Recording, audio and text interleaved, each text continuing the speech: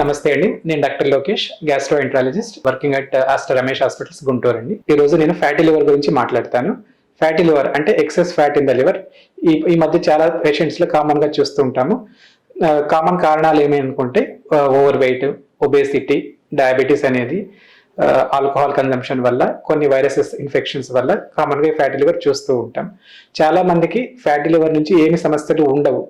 మనం ఏమైనా బ్లడ్ టెస్ట్లు చేసినప్పుడు కానీ, లేదా అల్ట్రాసౌండ్ స్కానింగ్ చేసినప్పుడు కానీ ఇది బయటపడుతుంది.